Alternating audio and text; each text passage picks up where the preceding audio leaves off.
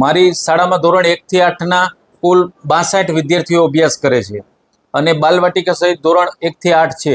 અમારા શાળાની અંદર અત્યારે 2 રૂમ અહીંયા છે, 4 રૂમની ઘટ છે, 3 મેકમ પ્રમાણે 3 રૂમની ઘટ છે, બરોબર. અમારું 5નું મેકમ છે શિક્ષકોનું. સરકારશ્રી દ્વારા મેકમ પૂરું છે આપવામાં આવેલ છે, પણ રૂમ ઓછા હોવાથી અમે શાળા પાડી પદ્ધતિમાં ચલાવીએ છીએ. રૂમ 4 ડેમોલેશન કરેલા છે અગાઉ 1.5 વર્ષ જેવો સમયગાળા પહેલા, બરોબર. ને અવારનવાર અમે રજૂઆતો કરી છે, સંસદ સભ્યશ્રી, ધારાસભ્યશ્રી, પછી સર્વ શિક્ષા અભિયાન, ટીપીઓ, ડીપીઓ, બરોબર. એટલે એ લોકો કહે છે કે એસઓઈ શાળા ન હોવાથી રૂમ હજી મંજૂર નથી થયા. લગભગ 8-10 મહિના થઈ રજૂઆત કરીએ છીએ. થઈ જશે એવું કહે છે. ગોળતા પડે છે, થોડીક સકડાશ થાય, બાળકોને બેસવામાં ગોળતા પડે, આ થોડુંક અઘરું પડે, બધા ક્લાસ જોઈન્ટ લેવા પડે. અને અત્યારે અમારે હાલમાં પ્રાથમિક લુંબા ગામમાં પ્રાથમિક શાળા આવેલી છે, જેમાં છે ને રૂમની બહુ અછત છે.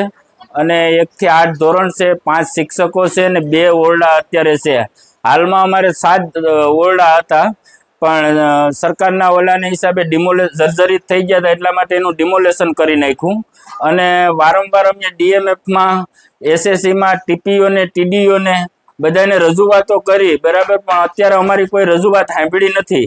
જેથી કરીને સરકારશ્રીને અમે એવું કહેવા માંગીએ કે અમારા બાળકો અહીંયા અમને આ 2-3 રૂમોની મંજૂરી આપે તો અમારા બાળકોને ભણવાની સગવડતા મળે, શિક્ષકો સારી રીતે ભણાવી શકે, બાળકો સારી રીતે ભણી શકે અને અમારા ગામના બાળકોનો સારો એવો વિકાસ થાય, શિક્ષણથી વંચિત ન રહી જાય.